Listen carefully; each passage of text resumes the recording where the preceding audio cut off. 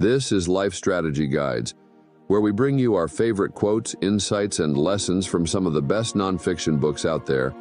These quick lessons are designed to cut the fluff and provide you with the good stuff. If you like this content and want to see more like it, please subscribe and give us a thumbs up. In this video, we will be going over the lessons learned from the book How to Win Friends and Influence People by Dale Carnegie. This book is a classic in the self-help genre and can teach us valuable lessons on how to handle people. Let's begin. You must have a good time meeting people if you expect them to have a good time meeting you. If we want to make friends, let's put ourselves out to do things for other people, things that require time, energy, unselfishness, and thoughtfulness. Your smile is a messenger of your goodwill. Your smile brightens the lives of all who see it.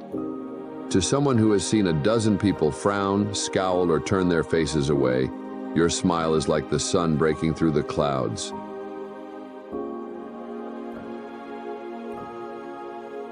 The average person is more interested in his or her own name than in all the other names on earth together.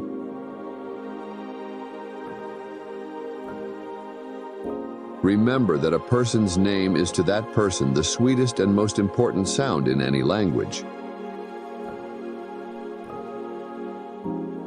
Most people don't remember names for the simple reason that they don't take the time and energy necessary to concentrate and repeat and fix names indelibly in their minds.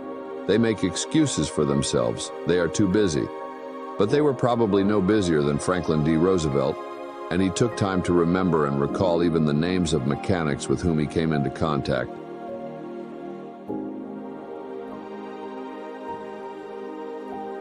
Even if we are right and the other person is definitely wrong, we only destroy ego by causing someone to lose face.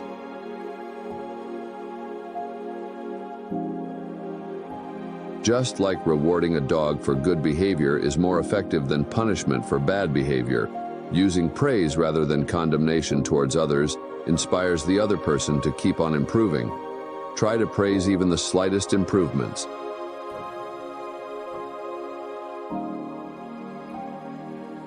Praise is like sunlight to the warm human spirit. We cannot flower and grow without it. And yet, while most of us are only too ready to apply to others the cold wind of criticism, we are somehow reluctant to give our fellow the warm sunshine of praise.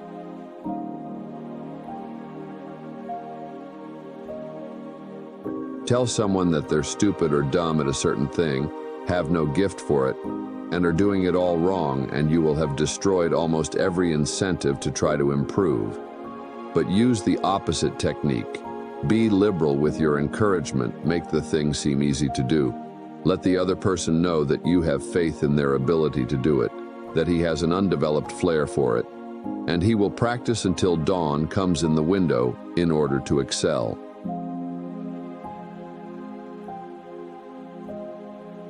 The average person can be led readily if you have his or her respect, and if you show that you respect that person for some kind of ability.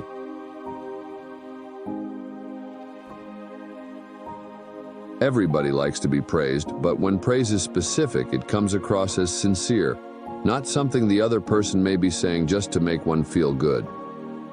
Remember, we all crave appreciation and recognition, and will do almost anything to get it. But nobody wants insincerity, nobody wants flattery.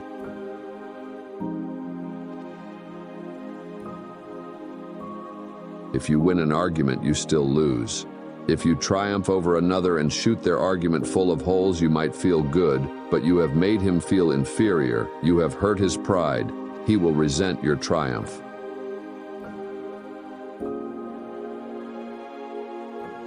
A man convinced against his will is of the same opinion still.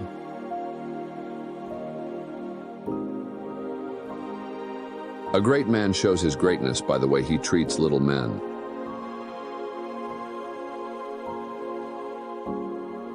Let's realize that the person we are going to correct and condemn will probably justify themselves and condemn us in return.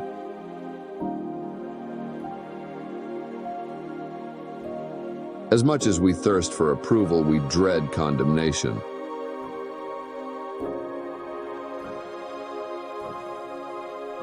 Any fool can criticize, condemn, or complain, and most fools do, but it takes character and self-control to be understanding and forgiving.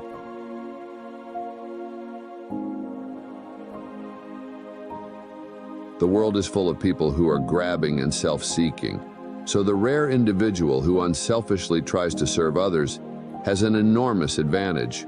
He has little competition.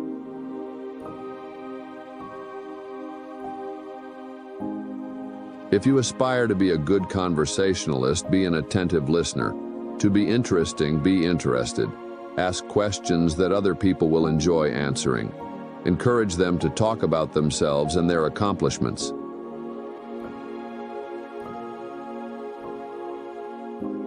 We are interested in others when they are interested in us.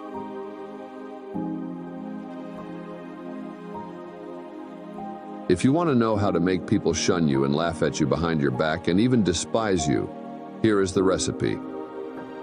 Never listen to anyone else for long. Talk incessantly about yourself. If you have an idea while the other person is talking, don't wait for them to finish. Bust right in and interrupt in the middle of a sentence.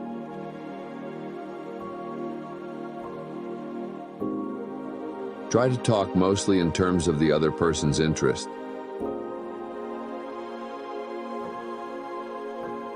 Any fool can try to defend his or her mistakes, and most fools do, but it raises one above the herd and gives one a feeling of nobility and exaltation to admit one's mistakes.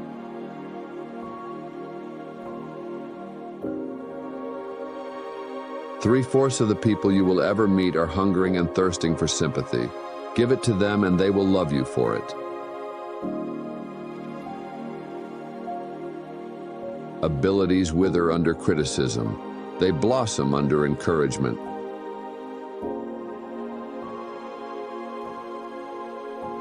"99 times out of 100, people don't criticize themselves for anything, no matter how wrong they may be.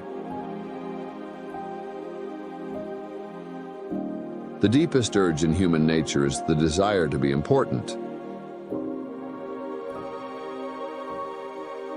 When Theodore Roosevelt expected a visitor, he would sit up late the night before, reading up on the subject in which he knew his guest was particularly interested in.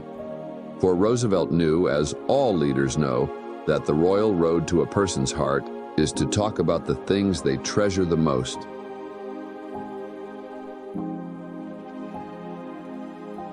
Talk to people about themselves and they will listen for hours. There is only one way under high heaven to get the best of an argument, and that is to avoid it. 9 times out of 10, an argument ends with each of the contestants more firmly convinced than ever that they are absolutely right.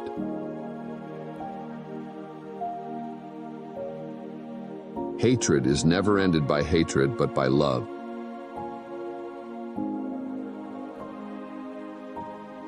By fighting, you never get enough, but by yielding, you get more than you expected. He who treads softly goes far.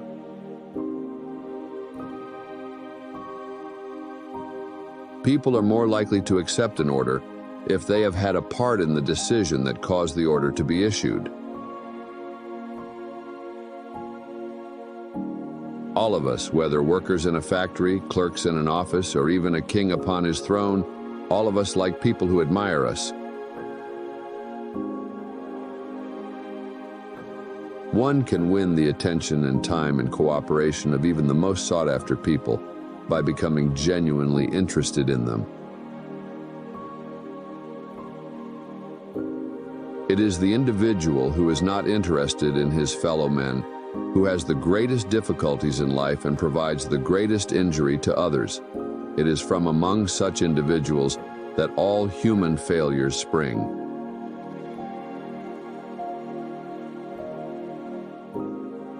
If we merely try to impress people and get people interested in us, we will never have many true, sincere friends. Friends, real friends, are not made that way.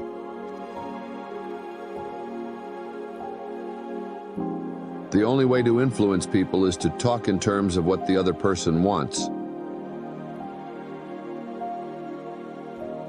You can make more friends in 2 months by becoming interested in other people than you can in 2 years by trying to get other people interested in you.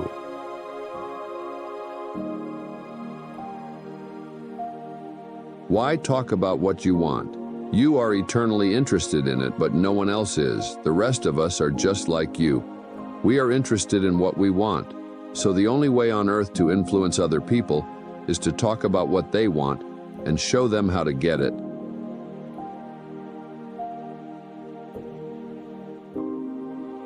There is one all-important law of human contact. If we obey that law, we shall almost never get into trouble. In fact, that law, if obeyed, will bring us countless friends and constant happiness. But the very instant we break the law, we shall get into endless trouble. The law is this: always make the other person feel important.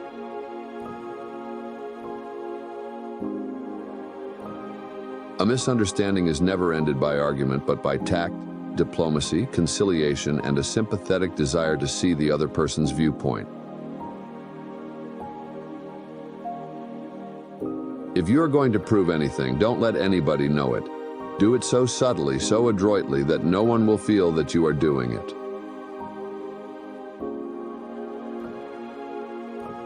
Be wiser than other people if you can, but do not tell them so.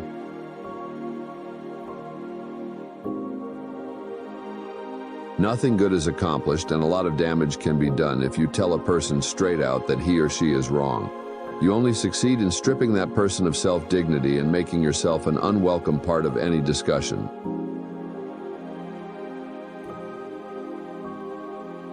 Most people trying to influence others to their way of thinking do too much talking themselves. Let the other person talk themselves out. They know more about their business and problems than you do. So ask them questions. Let them tell you a few things. If you disagree with them, you may be tempted to interrupt, but don't. It is dangerous. They won't pay attention to you while they still have a lot of ideas of their own crying for expression. So listen patiently and with an open mind. Be sincere about it. Encourage them to express their ideas fully.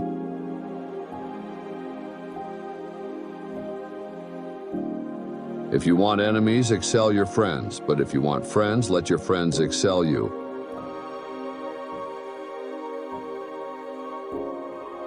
No one likes to feel that he or she is being sold something or told to do a thing. We much prefer to feel that we are buying of our own accord or acting on our own ideas.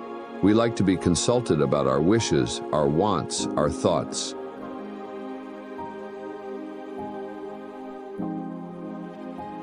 Beginning criticism with praise is like the dentist who begins his work with Novocaine. The patient still gets a drilling, but the Novocaine is pain-killing.